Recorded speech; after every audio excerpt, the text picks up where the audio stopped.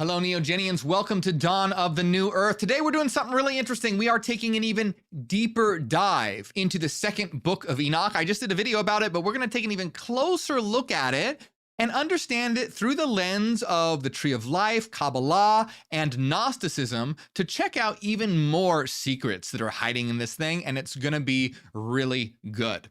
Also, I always want to remind you, hey, remember, this is way more than a channel. We are a revolution of consciousness, literally making go viral what the church tried to destroy for nearly 2,000 years. But now we're hitting it all across the world, lighten up consciousness. So hit like, hit share, spread this like fire. That helps so much when you do that. So please do. It's completely free to do those things. If you want to help out even more, become a member. And you get access to a lot of great stuff like free downloads on alchemy, Kabbala, rituals. You also get access to our members only videos at the Pathfinder tier or higher. There's a ton of them. And today we're having a members only video right after this called Christianity Was Edited, Mistranslated, and Corrupted, and Scholars Admit Everything. That's going to be a really good one. And also follow me on Spotify. We are growing like fire over there on Spotify. Actually, today I was in downtown LA recording at the Spotify studios on a podcast there. So the link to my Spotify channel is in the description of this video. You can check it out and give me a follow there, and it's completely free to do so. So please, if you have a Spotify account, go do that. It helps. And then you can check out my books too if you want. Links are in the description. Okay. So that being said, let's get to this. Today we are talking about a deeper dive into the Second Book of Enoch. And what the Second Book of Enoch essentially does is it shows Enoch's travels by his angelic guides through different levels of the heavens. And there are 7 levels of heavens. But past the 7 levels, there are 3 additional levels. So there are a total of 10. But there's a big difference between the first 7 and then the final 3, okay? So if you ever heard the terms of like, oh, the 7 heavens. The 7 heavens are what are kind of like below the ultimate divine realm. In Kabbala, this would be called the supernal triad. Now, I want to make a couple things clear here. Gnosticism and the Second Book of Enoch were probably, because, okay, so we're going to be talking about a couple different things. We're going to be talking about the Second Book of Enoch. We're going to be talking about Gnosticism, and we're going to be talking about Kabbala. Second Book of Enoch and Gnosticism, as far as I know, were around the same time. Kabbala came much later. However, Kabbala and its very famous symbol, the Tree of Life, serves as a really cool framework to understand this stuff. So basically what I'm doing here is I'm going to show you how we can interpret these things in these different frameworks. Okay? I just want to make that clear because I don't want someone to come in and be like, well, you know, Kabbala really didn't come, the Tree of Life as we understand it wasn't really developed until the Middle Ages, the medieval period. It was after the Second Book of Enoch. I know that. I'm not saying that all of this was coeval. I'm saying that we can look at it through different lenses, and that's what we're going to do to draw correspondences here. Okay, so if any of that sounds confusing, don't worry, it's all going to make sense. So let's first talk about this, okay? So we're gonna focus on the first 7 levels, the 7 heavens that Enoch travels through. And in the Second Book of Enoch, God assigns what are known as the great lamps of the heavenly circles. So of every circle of the 7 heavens, God assigns a great lamp. So what are these great lamps? The Second Book of Enoch says they are Kronos, Aphrodite, Ares, the sun, Zeus, Hermes, and the moon. Okay, so if you're wondering, like, what the hell is God talking about? Why is he talking about Greek gods? Well, it makes more sense to our modern minds when you realize that the Greek gods had Roman counterparts. So Kronos is Saturn. Aphrodite is Venus. Ares is Mars. The sun is the sun. Zeus is Jupiter. Hermes is Mercury. And the moon is the moon. So these are the 7 classical planets of the ancient times. And yes, they considered the moon and the sun to be planets, or what they would call wandering stars. So all of these celestial objects were the ones that you could see with the naked eye.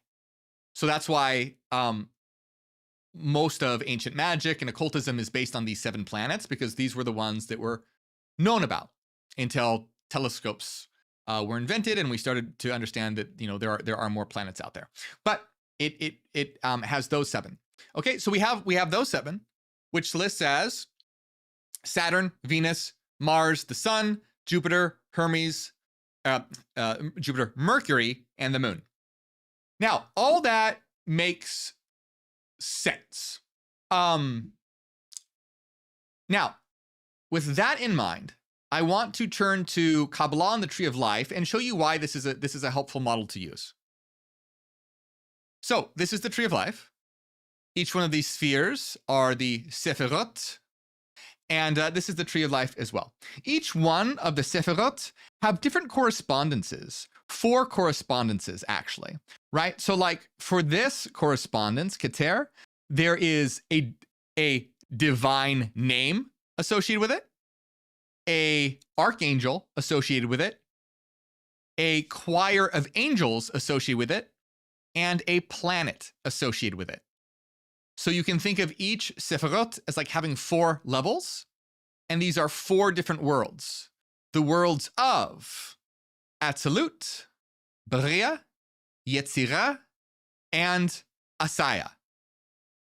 And each level, the highest level is the divine level, which is why you have divine names. And the next level is the archetypal realm, which is where you have archangels. And then in the world of formation is Yetzirah, where you have choirs of angels. And then finally in Asaya, you have the realm of action, where you have planets. You don't need to know any of that. I'm just throwing that out there because, hey, it's cool. But the main thing that we need to understand is that there are planets assigned to these things. That's just what we need to know. All the other stuff is just, you know, it's cool. But for what we're talking about today, we just need to know that there are planets assigned to these various systems, okay? So once again, if we take a look at this, here on this side, it's the same symbol, Tree of Life. I've just applied the different planetary correspondences to it, right? So we got the moon, we got Mercury, we got Venus, we got the sun, we got Mars, we got Jupiter, and we have Saturn. So, and you'll notice down here, we have 1, 2, 3, 4, 5, wait, 1, 2, 3, 4, 5, 6, 7, okay? The 7 lower spheres. And then up above, we have 1, 2, 3, making a total of 10. And you'll notice there's a big gap here. There's a big gap. This gap is called the abyss between the top 3, the supernal triad, and the lower 7, the bottom lower 7, Sephirot, okay? So the reason why this is important is because in the story of Enoch, he goes through the 7 levels of heaven until he's at the very edge of the 7th level. And at this level, his divine guides leave him, and then he requires archangels, Gabriel and Michael, or Michael, to be able to have him access God's throne room at the 10th level, where he also catches glimpses of the 8th and the 9th realm as well. Okay, so that's why I said this is a really, kind of a helpful model for mapping out Enoch's journey. Now, there's a couple things that I need to clarify and say about this, because remember, these are different systems, so they don't match perfectly, and I'm not saying that they do, but I'm saying it's interesting to take a look at it in this mapped out sort of way. And let me explain what I mean. So there are two major differences here. The first major difference is that for whatever reason, the Second Book of Enoch swaps out the location of Venus and Jupiter. Why the hell it does that, I don't know. When they're not swapped out, it's called the Chaldean order, which is the ordering of the planets that were used for thousands and thousands of years for astrology and magic. And this Book of Enoch is almost the Chaldean order, except they swapped these two, which is really weird. Not really, again, I tried to do some research to find out exactly why, and I saw a lot of speculation about maybe they used like this Babylonian system. Anyway, there was no real firm answer. It was very convoluted, and I wasn't about to spend a couple weeks trying to figure out why the fuck they swapped a couple planets, because it's not that big of a deal. But that's one difference. They swapped the planets for whatever reason. There's one more other thing that I have to explain here, and that is that so Enoch is exploring the 7 levels of heaven before he gets to the top 3, right? So Enoch is going to explore the 7 levels of heaven. Now you'll notice that there are 7 spheres here. 1, 2, 3, 4, 5, 6, 7, which is all well and good, but you'll notice that there is no correspondence here, right? The reason why is because in Kabbala, in the Tree of Life, this is the planet Earth, or the realm of the 4 elements. So in Kabbala, Earth and the realm of the 4 elements gets counted as one of the 7. So you would count it 1, 2, 3, 4, 5, 6, 7. However, in the Second Book of Enoch, the first heaven isn't Earth. The first heaven is the sphere of the moon. And so they essentially don't count that one. And then so we have a little bit of a problem here, because now we have 1, 2, 3, 4, 5. Oh no, 6. Well, the way to get around that is actually really interesting, because what we would do is simply understand that when we have, let's see, 1, 2, 3, 4, 5, 6, 7, 8, 9, 10. So what we would do is we would have to take Saturn and move it to its own spot. All right. And so now we have 7. We have 1, 2, 3, 4, 5, 6, 7, and then the top 3. So I'm just showing you a bit of a difference in how like the Enochian setup is in the Second Book of Enoch versus how the Kabbala system is. They're quite similar, but not exactly the same. So basically, this is kind of like the setup of the Second Book of Enoch. Traditional Kabbala would just be this here, and then these two swapped. But using this to model Second Book of Enoch, these get swapped, and Saturn gets placed in the 7th. Okay? So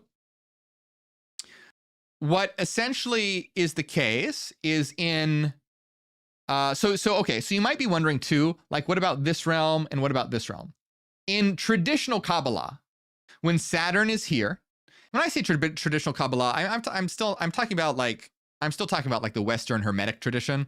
But anyways, how you traditionally assign planets to this is that this particular sphere gets assigned the entire zodiac. Okay? The entire zodiac. And this is essentially God's throne, the premium mobile, the divine, right? So you have the divine, the premium mobile, you have the zodiac, and then you start with the planets, starting with Saturn and going down until you hit Earth. Okay? So Enoch's version is quite similar, but slightly different. Remember, because Saturn would be here at the 7th. So what they would say is that the 8th is the zodiac. They would say the zodiac is here. Then they would say the houses of the zodiac are here. And then God's throne room, the divine, is here. So as you can see, it's quite similar, but slightly different. And I'm not saying that these obviously they don't correspond one for one, but isn't it interesting how these systems fit and match one another very well? And that's probably because Kabbalah and Hermeticism and assigning planetary assignments were probably influenced by books like the Second Book of Enoch. It wasn't like they were probably influenced by it. But as you can see, when we have it sort of mapped out like this, it can be a helpful diagram. So what I'm also going to show you is the Gnostic interpretation of all this as well, okay? Because what I kind of want to show you is like how you can be working in the same system and have different ways of understanding it. Because here's what I really want you guys to understand is, because people, I think some people would be like, well, which one is the right one? Which one's the right one? Which one then? You have the what's in the Second Book of Enoch, you have in Kabbala and the Tree of Life, and then you have Gnosticism. Which one is the right one? None of them are the right one. It's whatever one that you want to use and helps you understand your psyche and reality better. Because these systems do not reveal objective truth. And I'm going to say that again and again and again. I say that on all my videos because it's so important. These systems do not reveal objective truth. They are a symbolic language that allows you to explore your subjective mind, your unconscious, your psyche. So it's kind of like, think of them like the three different versions here, like different languages. Let's say you have English, German, and Japanese. Well, which one is the right one? There is no right one. Whether you say a cat, a katsa, or a neko, you have three different words that all refer to the same thing that is the cat. Okay? So that's what I want to get across here. So we can explore these different versions, kind of like how we explore different languages, and be like, oh, that's really cool. They kind of fit together and refer to the same thing, and we can see how they start to refer to the same thing while realizing it's not like, oh, one is the right one and one is the wrong one. It's almost like, it's just a nonsensical question. Which one is the right one? It's like, is Star Wars, Lord of the Rings, or Back to the Future the right one? It doesn't make sense. The question doesn't make sense. There is no right one. It's a system that allows you. It's just what system works the best for you. So let's talk about this a bit. So we've seen that this is kind of the setup that we have in the Book of Enoch. Enoch doesn't start with Earth. Enoch starts with the moon, goes up until he reaches the seventh, and then he's kind of blocked. And we saw basically what happens in these different levels. In the level of the moon, Enoch basically I won't go into too much detail because I covered all of that in my video. Go watch my video on it. But each of these levels correspond to something different. The correspondence of the moon is where Enoch basically sees all of the angels in reality that hold things together. And it's sort of like the underlying aspects of existence, the laws that hold things together. That's what it represents in terms of like these angelic powers. They represent cosmic laws that hold the universe together. And in Kabbalah, that makes a lot of sense because the moon is on Yesod, which is the foundation. It's the foundation of the material realm, the laws that hold the material realm together. And on a personal level, in the psyche, it's the unconscious. Okay. And then so what also happens is that he goes to the realm of Mercury. And in Mercury, he finds a bunch of basically like angels being tortured.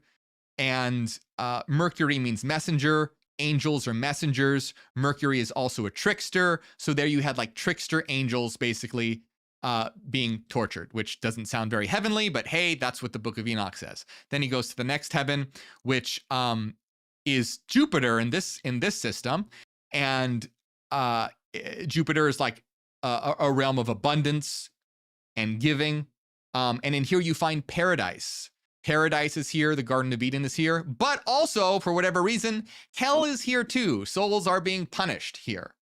Then they go into the solar heaven, and the solar heaven is kind of like the engine room of reality, where it starts talking about the fire, the sun setting fire to 100 angels, which is really crazy, but just again represents like the inner fire of reality, the inner essence, the inner energy. It's like the nuclear reactor of reality that powers everything.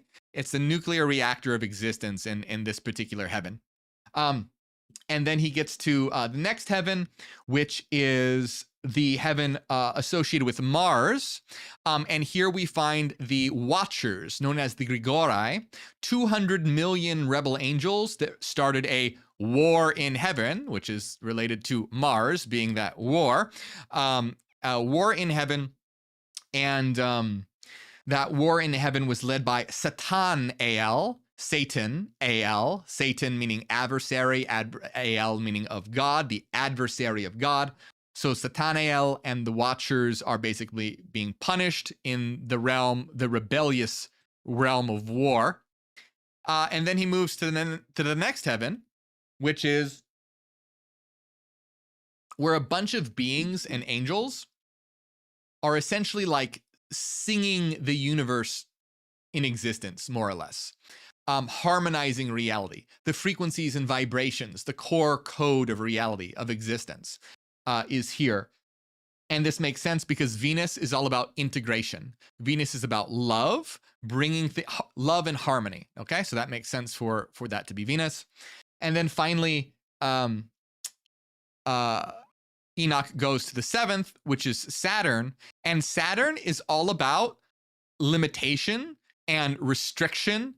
And so the seventh heaven is the very limit of the heavens, the very limit of the heavens, up here at the seventh heaven, and is basically where he gets dropped off at the very edge of the seventh heaven, and the angels who are guiding him basically go, hey, we can't go any farther. We can't cross to the upper three. This is our limit. This is as far as we can possibly go. Okay? Now, one reason why that's really interesting is because in Kabbala, this area here is known as the abyss. Okay? This area here is known as the abyss. And in traditional like Hermetic Kabbala teaching, the initiate must cross the abyss to reach the upper three, known as the supernal triad, to reach the highest levels of consciousness. But in order to do that, you have to basically kill your old self, metaphorically speaking, which means like destroying your ego. You have to destroy your ego to be, if you don't destroy your ego, you cannot cross the abyss, and you fall into the abyss and end up on the tree of death, essentially. Now, quick thing is that in the Neogenian interpretation of all this, you never destroy your ego. That's a very bad thing to do. You need your ego. What you do is you don't want to identify with it. Think of your ego like clothing. You put on clothing to express how you want to look, but you don't identify with the clothing. You don't say, I am this shirt. That would be silly. You know that you are not the shirt. However, you also don't want to destroy your clothing, or else you're going to be naked and you're going to be arrested and you're not going to have a good time. Clothing serves a purpose. The ego serves a purpose, but you don't want to identify with your clothing and you don't want to identify with the ego. So typically it's talked about as oh, you destroy the ego. No, you don't want to destroy the ego. What you want to do is learn to not identify with the ego and rather identify with your higher self, your true self. Okay? So, with that in mind, it's just very interesting because here are where the angels are like, basically, we can't go any further. We can't cross. We can't pass here.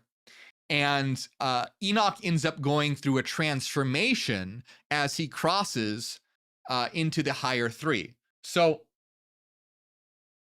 essentially the angel Gabriel, who's an archangel, comes down and is like, hey, we're going to cross. And Enoch is basically like, holy, I'm scared. I don't want to bring those other guys back. And that's kind of metaphorical about like clinging onto the old stuff. I want the familiar. I want the known. Bring me my other guides. And Gabriel's like, no, they can't come. You can't bring anything with you. It's kind of like you can't bring your clothing with you when you die. It's that sort of idea. They cannot cross this. So Enoch has to leave behind his what is familiar to be able to cross with Gabriel. And that's what essentially happens, is that he crosses, and as he crosses, he's going to cross directly to the 10th, God's throne room, basically. But as he does, he gets glimpses of the 8th and the 9th. And he says that in the 8th is the zodiac, and in the 9th are the houses of the zodiac. And then he gets to the divine throne room. And then when he gets to the divine throne room, it basically says that he looked at the face of God and became transformed, which is metaphorical for achieving like divine consciousness. If you want to, by the way, there's a third book of Enoch. If you want me to do a video on the third book of Enoch, let me know in the comments below, and I will, because it goes even further. And we see that Enoch is transformed actually into an angel. Not only that, but an angel that's more powerful than all the other angels, and is in fact so powerful, he is almost as powerful as God. So that's a really cool story. If you want a video all about the third book of Enoch, let me know. Drop me a comment below. Okay, but anyway, so he gets to the 10th after, and Michael, the archangel Michael, sets him before the throne of God. He's able to look God in the face, and he becomes transformed. He becomes a luminous being, meaning he achieves divine consciousness. And then God begins to tell him the secrets of creation, how he created the world, and all these different things. If you saw my video, you'll see. But what this is metaphorical for is once you achieve divine consciousness, you understand the secrets of reality. You understand the secrets of existence. That's what happens when you achieve higher consciousness. And you do. You actually, that's what happens. And I want to really also remember, guys, anyone who puts in real work can achieve higher consciousness. I want to get rid of this like myth that, oh, it's this super hard. I mean, it is difficult, but it's not this thing that like, oh, only 2 people every generation can do it or something. No, it's just like lifting weights. If you want to lift weights, you have to practice and lift heavier and heavier weights. With higher consciousness, it's the same thing. You can reach all awareness. You can reach hyper awareness. You have that ability to do it. You just have to put the work into it, okay? And when you do, you understand these secrets of reality. You understand these secrets of existence. And that's essentially what the metaphor here is that when Enoch crosses the abyss, ascends above the 7 lower heavens into the upper 3, reaches the 10th, looks at the divine face of God, becomes transformed, and all the secrets of reality are laid bare before him. So with that in mind, what I want to show here is how it's kind of cool how we can use the Tree of Life to sort of map out Enoch's journey and kind of get a better understanding for what's going on here. Okay, to kind of get a little bit of a better understanding for what's going on here. So let's talk now. And remember, I want to say again that all the Kabbala stuff that came later. But now let's talk about the Gnostic interpretation, because we saw basically like what Second Enoch says, and then we saw how we can understand that in a cool way using the mapping system of Kabbala. But now what I want to do is I want to talk to you about what Gnosticism would say about this, because it's very, very cool. And remember, Gnosticism is a heretical form of Christianity, and it reverses everything. It says that the God of the Old Testament is evil, that he's the devil, that he's the demiurge, he is an enslaver of souls, he traps sparks of divine light, etc. So the Gnostics would have a completely different take on this. And so let me explain that to you using this system here. So if we were looking at the Gnostic system using this,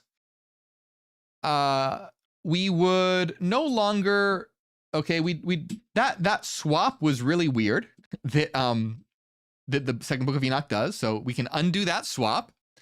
But this would stay here. It wouldn't be, in Kabbalah, this would be up here.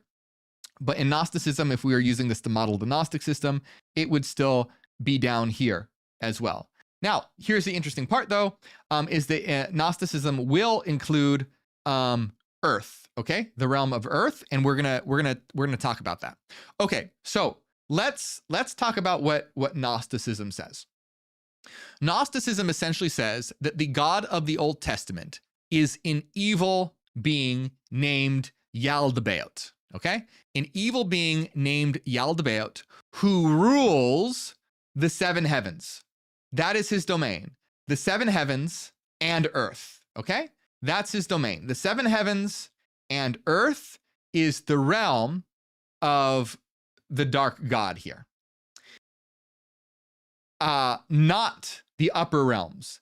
In terms of Gnosticism, these upper realms would be the realms of divine light, the pleroma. if we're using it to model Gnosticism. Okay, I always want you to remember, I'm not saying that you're going to find this in a book or something somewhere. I'm just using this diagram to show you visually how these systems differ from each other. Okay, how you can see how the systems differ visually. So the Gnostics would say that everything below the upper three is the domain of the demiurge.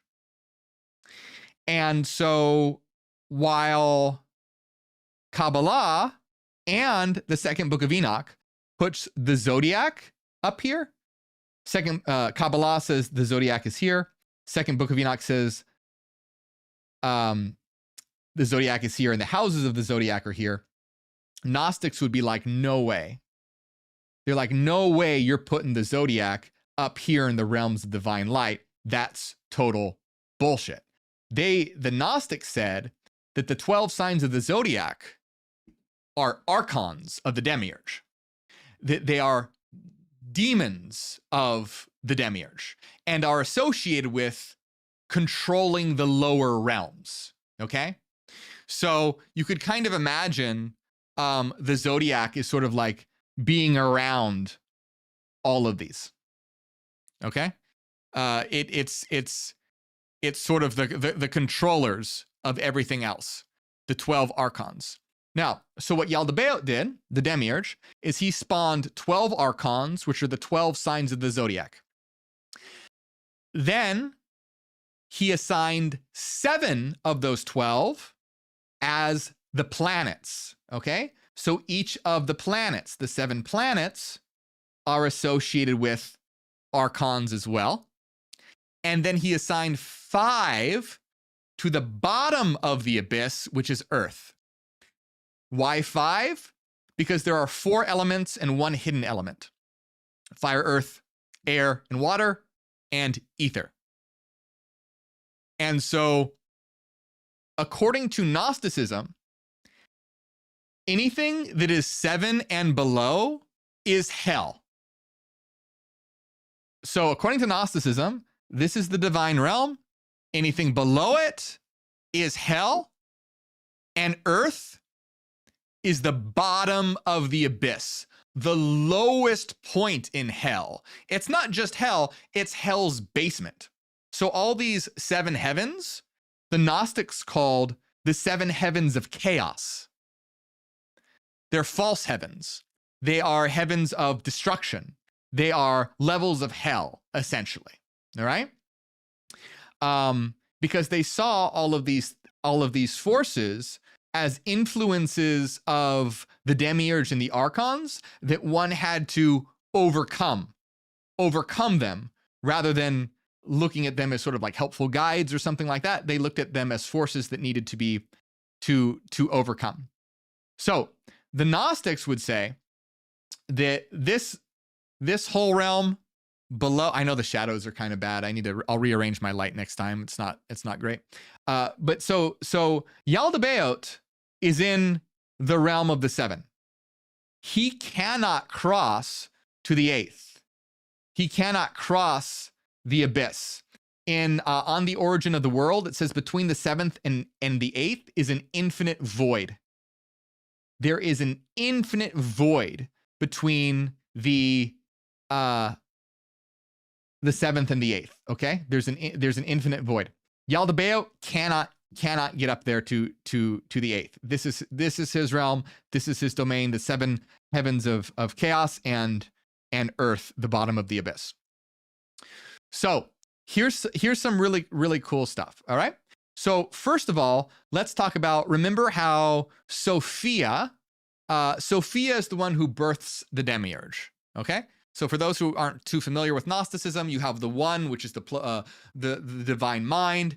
It generates different emanations. One of those emanations is Sophia, whose name is wisdom, and she is a being of light. But she basically accidentally births the demiurge. She acts out of misalignment with the source, essentially, and accidentally creates a being of chaos because it's out of alignment. So what ends up happening here? There's a couple different versions of this story. Okay, there's a couple different versions of this story. One of the versions of this story essentially says that Sophia birthed the demiurge. Let's say that the demiurge is over here. Sophia birthed the demiurge, but the demiurge stole some of her light. And because the demiurge stole some of her light, she became trapped in the 8th realm. Okay, she became trapped in the 8th realm. Now her partner Adamus kind of came down to help her. And when he came down to help her, she was able to be to go to the 9th realm, but she still was not able to be restored to the full 10th realm. She made it to the 9th because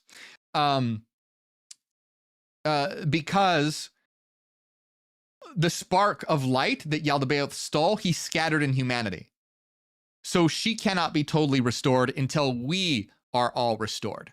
Now, there are some other versions of this that actually says that like Sophia gets trapped in the material world, and that's actually that's another way of looking at it, that Sophia gets trapped in the material world and has to achieve gnosis to restore herself back to her former glory. But the reason why that's one interpretation is because that think about it like this. We exist in the material world, right? We exist in the material world, and we contain the sparks of Sophia. So essentially, the part of Sophia that's trapped in the material world is us. So you see how it can kind of all be true, where the higher aspect of Sophia is hanging out in the 9th, whereas the fractured pieces of Sophia are down here in the final realm of the abyss. And so when we achieve gnosis, it's Sophia's journey in Sophia. So Sophia being trapped in the material world is an allegory for us being trapped in ignorance and needing to look within and find our divine spark of wisdom so that we can be elevated to higher and higher and higher levels of consciousness. Okay. Now, there's another real cool story here, which I think fits in really nicely, is that On the Origin of the World, it says that one of Yaldabaoth's sons, rebels against his father because he saw the light, and he rebels against his father. And when he rebels against his father, he sees Sophia's daughter. Sophia has a daughter named Zoe, which means life. And so he ends up starting a war in the 7 heavens of chaos, and the 12 gods of chaos, the signs of the zodiac. They all start fighting because they're jealous of how powerful he is, because Sophia allows him to use her light. And what essentially happens is that Sophia raises Yaldabaoth's son, whose name is Sabaoth, by the way. Sabaoth, she gives him her power, and he gets raised all the way up to the 7th. And then when he gets raised all the way up to the 7th, she gives him her daughter as like a partner and to teach him about the 8th.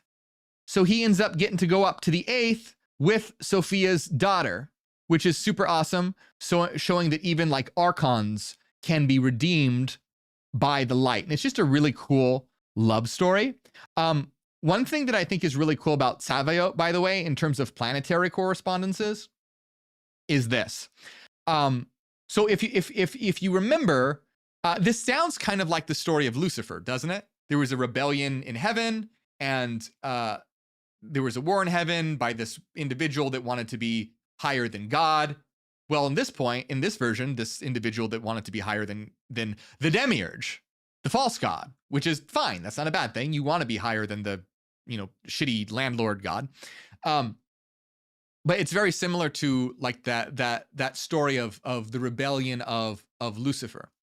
Now here's why that's cool. Now I want you to keep in mind that Lucifer, the idea of Lucifer wasn't around in the time of Gnosticism. Lucifer came around when the Latin Vulgate was created, which was, let me see. The Vulgate was written in the late 4th and 5th century CE, okay? The late 4th and 5th century CE, that's where we first hear about Lucifer because of a mistranslation. So the reason why I want to say, I'm just bringing that up, is I'm not saying that the Gnostics purposefully were trying to tell the story of Lucifer because the story of Lucifer didn't exist yet. But there's some cool synchronicities that have occurred here based on that. And that's this.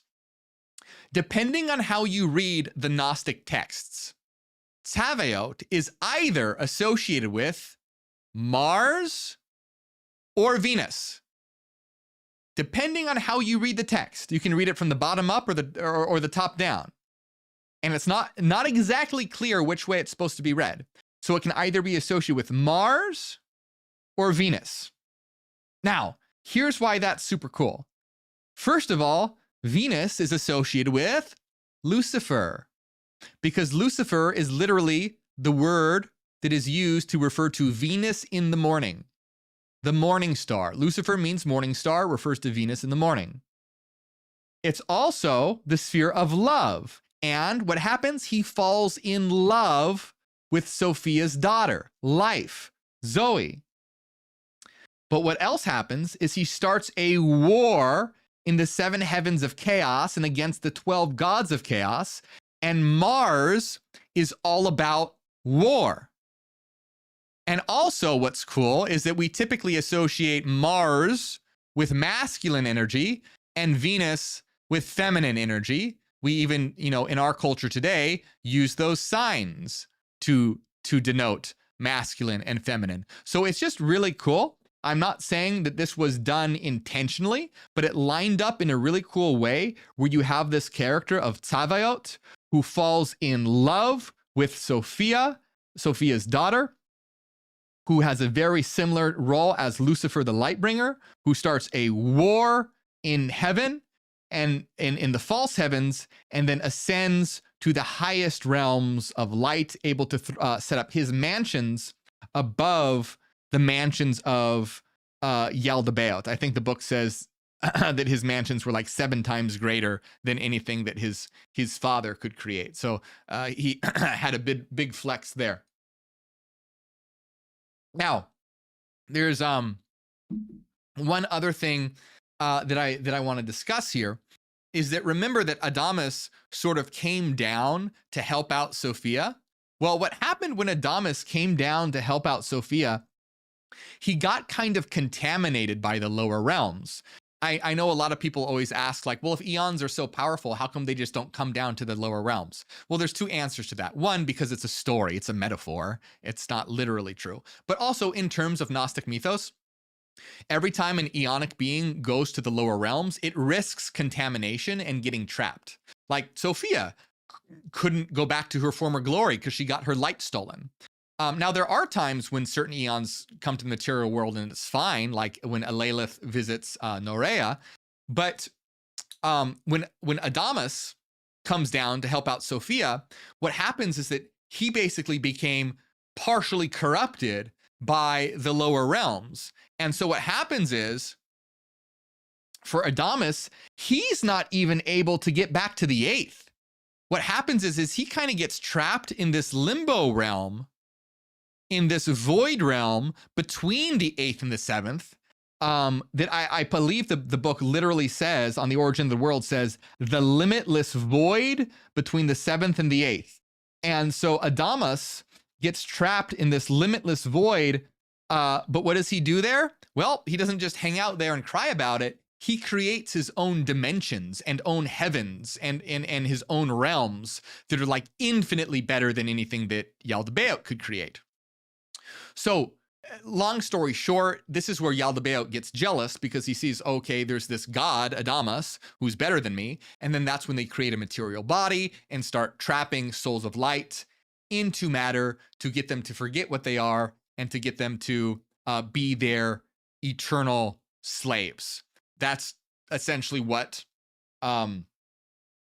is being discussed there. So what I mean to say is that, like, the Gnostics would look at the story of the Book of Enoch and they'd be like, no, dude, you're saying the 7 heavens and the zodiac are like heavenly? No. They would say that is all like the demiurge's propaganda.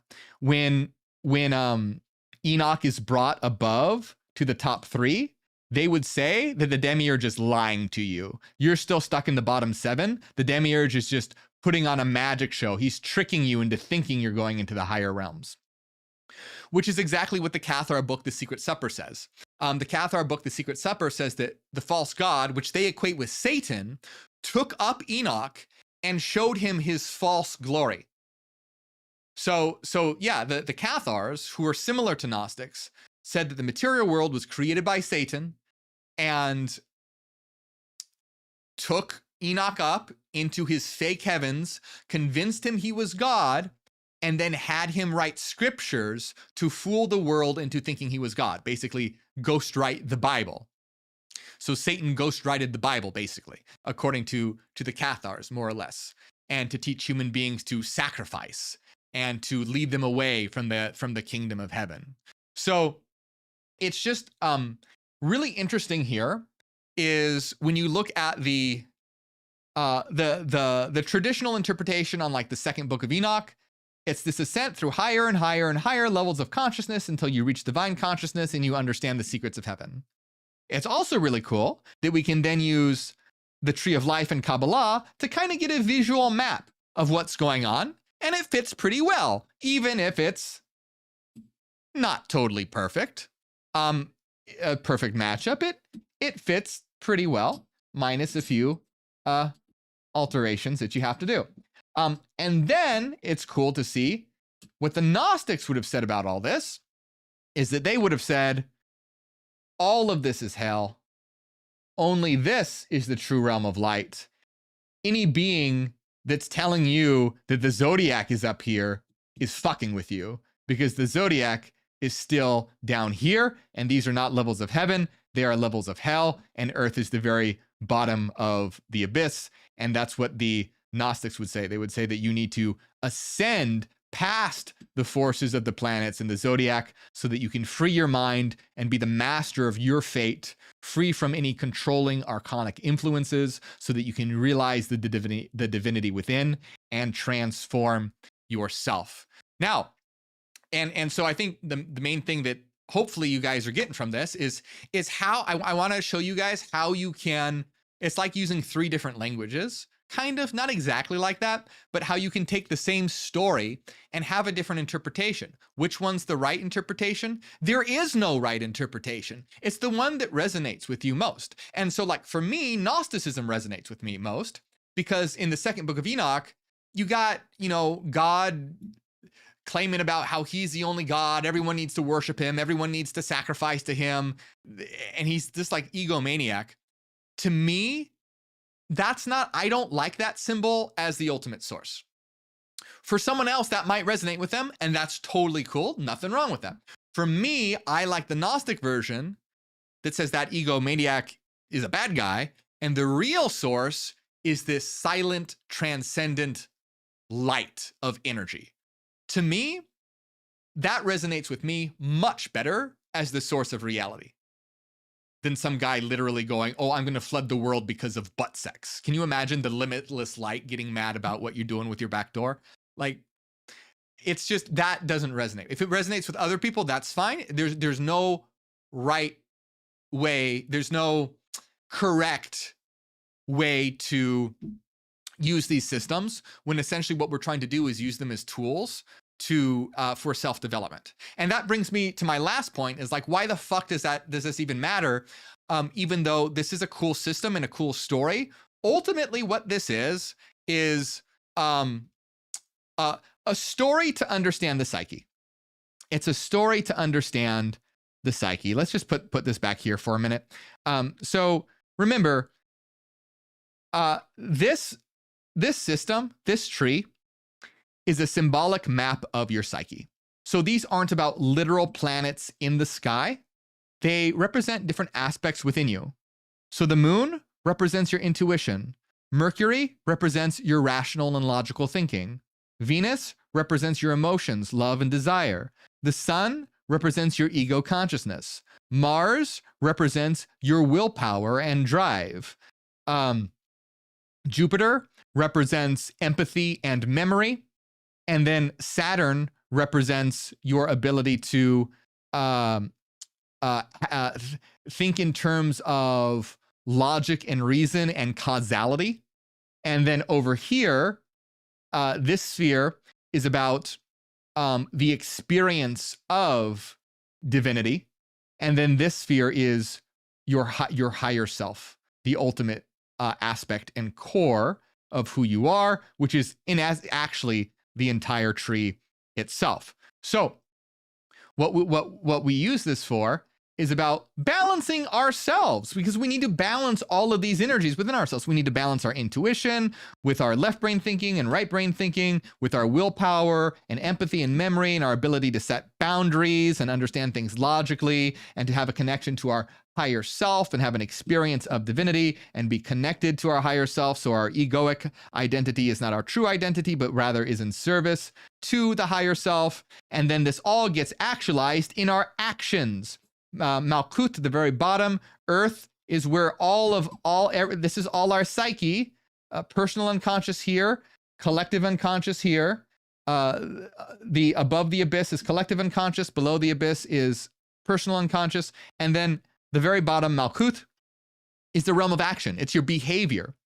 So you imagine that all of these are in different levels of alignment, right? Like someone might be super logical and have no desire or love. And then this one's going to be way out of whack. That's going to make their actions and behavior different than someone who's super balanced. So the idea here is to not let the planets control you, but rather that you are able to be the governor of your internal solar system, your internal planetary world. These planets aren't about literal planets in the sky. They're symbols for forces within you.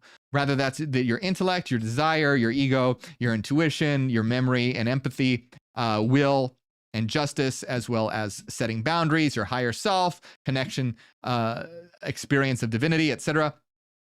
All of these are aspects of your psyche that you learn to master and balance. So your behavior becomes the type of behavior where you're living the kind of life that you want, okay? So my main point is here, this is how we understand things psychologically in terms of the soul and organizing the patterns in your soul. Not about literal planets, not about literal gods, not about literal angels, not about literal demons, because each of these are associated with that as well. Like each of these are associated with gods, angels, and demons. Gods. Well, in the tree of life, it's not demons. Gods, angels, and archangels. And each one of these coins has a divine name, as well as the archangel associated with the particular planet that it is associated with. And just the reason why I mentioned that is because this has nothing to do with literal gods, angels, and planets. They are ways to symbolically connect to our unconscious, because our unconscious communicates through symbolism. It does not communicate through language. It communicates through symbolism. So by integrating the symbolism, we are learning a language to connect to our unconscious. And all these stories, like the Gnostic stories and the stories in the Book of Enoch and all that, they are metaphors about all this. Those stories did not actually literally happen. They are metaphors for what is going on in reality, and more importantly, in your mind. You need to be able to harmonize the forces within yourself and not let them rule you. When they rule you, they become the archons in your life. You need to be the ruler of them, the master of yourself, the true benevolent ruler as the higher self. And when you become the true benevolent leader as the higher self, then you understand that all these forces are within you and they need to be aligned correctly.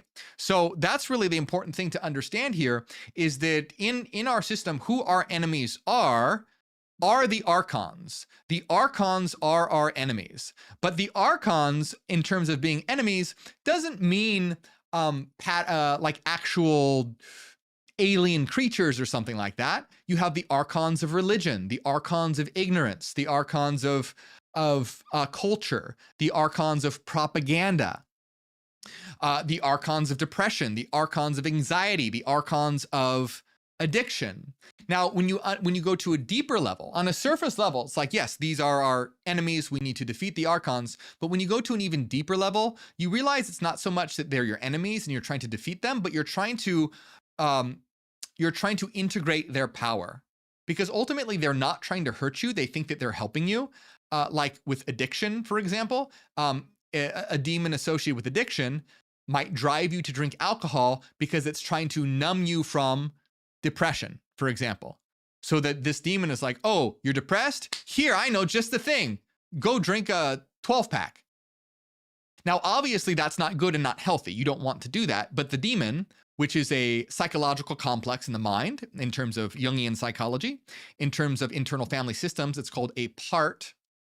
It's a part that becomes blended with you, or a complex that overrides the ego complex and overrides your psyche and leads you to destructive behavior, not because it's literally trying to do something bad, but because it thinks it's helping you. So you need to approach it as the higher self, have dialogue with it, and unblend with it, which is simply evocation. Psychology is just like, especially IFS psychology is demonic evocation. Modern psychologists don't realize that they're actually doing Solomonic level demon magic. They are. You unblend with a part, you have a dialogue with it, and then you redirect its energy. Same thing when you do a demonic evocation. You evoke a demon, which is an aspect of you, you have a dialogue with it, and you redirect its energy. So it's ultimately not your enemy. On a surface level, it's kind of like, yes, the archons of ignorance, they are like enslaving the world, and it's very true that they are. But we need to understand that like even the archons can be redeemed, just like Sabaoth was redeemed. He was able to enter the realms of light. In Valentinian Gnosticism, all the archons are able to be redeemed, including the demiurge. The demiurge ultimately becomes a good guy. And that represents the ego becoming in service to the higher self, rather trying to say, oh, I'm the true God, or I'm the true self, and there is no self other than I. Okay, a few things that I'd like to ask you guys. First of all, if you want a video on the third book of Enoch, tell me in the comments. If you want a video on more about like psychology, terms of psychology, demonic evocation or tree of life or whatever in terms of psychology, let me know. And then also, final thing I'd like to ask from you guys is we did a little, the format I did today was a little different, where I picked a video that I recently released and was like, okay, let's go even deeper on that. I'd be curious if you like that and want to see more of that, or if you prefer just completely different topics in these more live stream formats, or if you like the deeper dives, or if you like both, whatever. I very much appreciate your feedback, so let me know in the comments below. And as always, my friends, I thank you for your support. Remember, we are a revolution of consciousness, literally, here to make enlightenment go viral, wake the world the fuck up. So let's spread this like fire. Hit like, subscribe, share this around. Another free way to support is follow me on Spotify. Helps out a lot. If you want to go even further, then become a member. You get access to a lot of great stuff, a lot of great downloads, like on alchemy and Kabbala and ritual work. You also get access to our members only video. We're going to record a new members only video in just a few minutes called Christianity Was Edited, Mistranslated, and Corrupted, and Scholars Admit Everything. That's going to be awesome, and you're going to be able to be a part of that, as well as a lot of other great stuff. And also, as always, yeah, check out my books. If you like psychology, I recommend starting with this one, Psychogenesis. This one is packed full of psychology that you can apply to reach higher levels of consciousness. It's the last book in my series, but you can read it as the first because it's a very powerful book, even standalone, in terms of psychology and developing higher consciousness. But thank you all so much. I appreciate you all. Big shout out to everyone who supports, especially Renaissance Fairy, Cassidy, Angela, Dallas, Nusalina, Chris Magistus, Eric, Sandy, Sol, Tornado, Son of God, Solange, and our newest supporters, Trickster Angel and Banshee, and everyone else down here. Thank you all very much for your support, and Ad Astra.